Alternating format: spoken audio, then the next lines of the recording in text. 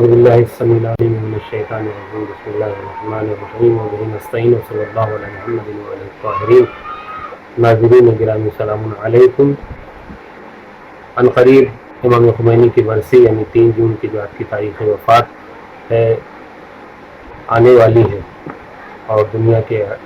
تمام گوش و کنار میں امام خمینی کی شخصیت سے متعلق پروگرام منعقد کیے جاتے ہیں۔ اسی کی کڑی میں آپ کی خدمت میں عرض کرنا چاہتا ہوں کہ امام خمینی کی شخصیت کو پہچاننے کے لیے ایک وقت درکار ہے، کیونکہ ان کے کارہائے نمایاں اتنے زیادہ ہیں کہ ہم اس کو بیان نہیں کر سکتے ہیں۔ بہرحال امام خمینی 24 ستمبر 1902 میں پیدا ہوئے اور 3 جون 1989 میں آپ کی وفات ہے، اور آپ نے 87 سال کی عمر پائی۔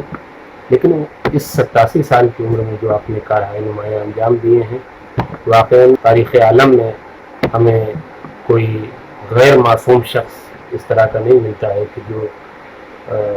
اس طرح کے کارہائے نمایاں جس نے انجام دیے ہوں، اور جس نے جو انقلاب برپا کیا ہے وہ انقلاب ابھی تک ہمارے سامنے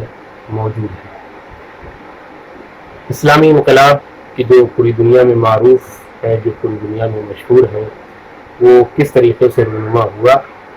وہ آپ کی نظروں کے سامنے ہے۔ البتہ آپ کی خدمت میں یہ عرض کر دینا چاہتا ہوں کہ ایران میں پہلے انڈائریکٹ طور پر امریکہ کی حکومت تھی، یعنی امریکہ خود حاکم نہیں بنا تھا، لیکن وہاں اس نے اپنی کٹ پتلی کے طور پر شاہ کو بٹھا رکھا تھا، اور شاہ سے جیسا چاہتا تھا ویسا کام انجام دلوا دیتا تھا۔ اس کی فوجیں وہاں پر موجود تھیں، اس کی کمپنیاں، سب کچھ امریکہ کے ہاتھ میں تھا، بس سامنے امریکہ موجود نہیں تھا۔ اور یہ وہ بے چینی تھی کہ جو ہر ایرانی عوام محسوس کرتی تھی، خصوصاً آیت اللہ خمینی کے جو دینی رہنما بھی تھے اور ایک بہترین سیاست کے مالک بھی تھے، وہ جب یہ دیکھ رہے تھے تو ان کو برداشت نہ ہو سکا، اس لیے کہ اسلام جو ہے وہ ظلم کو سہنا نہیں سکھاتا ہے، بلکہ ظلم کے خلاف کھڑے ہونے کی دعوت دیتا ہے۔ امام خمینی رضوان اللہ تعالیٰ علیہ کی جو شخصیت ہے وہ اس وقت اور اجاگر ہو جاتی ہے کہ جب 28 اکتوبر 1964 میں کہ جس میں امریکہ نے ایک قانون پاس کیا تھا، امریکہ نے نہیں بلکہ ایران کے اندر ہی ایک قانون پاس ہوا کہ جو امریکہ کے اشارے پر تھا، کہ جس میں امریکی فوجیوں کو سفارتکاروں کی طرح سے حقوق دے دیے گئے تھے، یعنی اگر کوئی امریکی فوجی کوئی جرم کرتا تھا تو ایرانی قانون کو اس کا مواخذہ کرنے کی اجازت نہیں تھی۔ اس کے برعکس اگر کوئی امریکی فوجی کسی ایرانی کے ساتھ کوئی ایسا کام انجام دیتا کہ جو قانون کی گرفت میں آ سکتا تھا تو اس کو روک دیا گیا، یعنی کوئی امریکی کچھ بھی کر کے ایران میں چلا جاتا اس کے خلاف کوئی ایکشن نہیں لیا جا سکتا تھا۔ لہذا اس چیز کو امام خمینی نے محسوس کیا، اور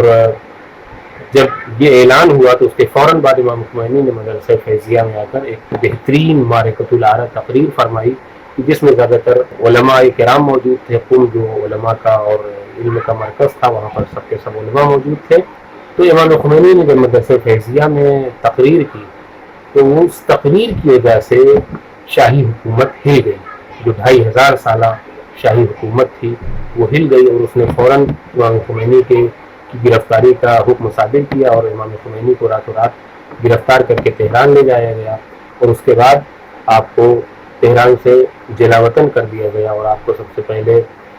ترکی بھیجا گیا۔ وہاں آپ 1 سال موجود رہے، اور اس کے بعد آپ 6 اکتوبر 1965 میں نجف تشریف لے آئے، لیکن نجف کی بھی فضا کو آپ کے لیے ناہموار بنا دیا گیا، اور اسی وجہ سے آپ اکتوبر 1978 میں فرانس چلے گئے، اور فرانس میں پیرس کے سے نزدیک ایک قصبہ تھا کہ جس کا نام جو تھا وہ نوفل لوشتو تھا، وہاں پر آپ نے آخر وقت تک قیام کیا، اور اس کے بعد 13 سال کی جلا وطنی پوری کر کے آپ جب ایران میں وارد ہوئے ہیں تو شاہ فرار کر چکا تھا، اور جب آپ مہرآباد ایئرپورٹ پر تشریف لائے اور اس کے بعد پھر وہاں سے باہر نکلے تو کروڑوں کا مجمع تھا، پورا ایران جو ہے وہ سروں سے چھلک رہا تھا، اور امام خمینی وہاں سے ایئرپورٹ سے فوراً تشریف لائے کہ جس کو قبرستان بہشت زہرا کہا جاتا ہے، وہاں پر تشریف لائے اور وہاں پر آپ نے ایک معرکۃ الآراء تقریر فرمائی،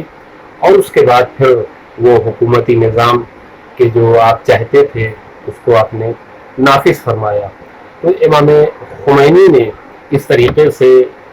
جلا وطنی کی صحبتیں برداشت کر کے حکمرانوں کی طرف سے آپ کو جو اذیتیں دی گئی ان تمام اذیتوں کو برداشت کرنے کے بعد بھی آپ انقلاب اسلامی لانے میں کامیاب رہے، اور اس کے بعد پھر جب انقلاب اسلامی ایران کامیاب ہو گیا تو امریکہ نے چاہا کہ اب ہم اس طریقے سے تو ایران کا نہیں کچھ بگاڑ سکتے، لہذا اس نے ایک دوسری قوت کے جو جس کو صدام کہا جاتا ہے، اور جو شاہ کی طرح اس کا پٹھو تھا امریکہ کا، اس نے صدام کو اس بات کے لیے معین کیا کہ وہ انقلاب کو ختم کرے۔ اس کا اصل مقصد جو تھا وہ انقلاب اسلامی کو ختم کرنا تھا، تمام کرنا تھا، لہذا اس نے پوری قوت کے ساتھ، اور اس کام کے لیے پوری دنیا ایک طرف تھی، نہ یہ کہ صرف امریکہ بلکہ ساری طاقتیں صدام کے ساتھ تھیں، اور صدام پوری قوت کے ساتھ آگے بڑھا اور اس نے چاہا کہ انقلاب اسلامی کو ختم کر دے۔ آپ کو معلوم ہے کہ ایران اور عراق کی جنگ 22 سپٹمبر 1980 کو شروع ہو کر 20 اگست 1988 تک چلی، اور تقریباً 8 سال کا عرصہ تھا کہ جو ایران اور عراق کی جنگ نظر ہو گیا، جس میں بہت سے افراد، بہت سے دونوں طرف کے لوگ، تقریباً زیادہ تر ایران کے لوگ مارے گئے، ایران کے فوجی مارے گئے، ایران کی تنصیبات کو نقصان پہنچایا گیا، لیکن امریکہ جس چیز کو چاہتا تھا کہ وہ کسی بھی طریقے سے انقلاب اسلامی کو ختم کر دے، وہ ختم نہیں کر سکا۔ لہذا آج ہم جس زمانے میں زندگی بسر کر رہے ہیں، اس زمانے میں انقلاب اسی رونق کے ساتھ اور اسی سرعت کے ساتھ آگے بڑھ رہا ہے، اور خداوند عالم سے دعا ہے کہ یہ انقلاب اسی طریقے سے رہبر معظم امام خامنئی مجدد العالی کی قیادت میں آگے بڑھے، اور اس انقلاب کے پرچم کو امام زمانہ عجل اللہ تعالیٰ فرجہ شریف کے حوالے فرمائے۔ وآخر دعوانا ان الحمد للہ رب العالمین۔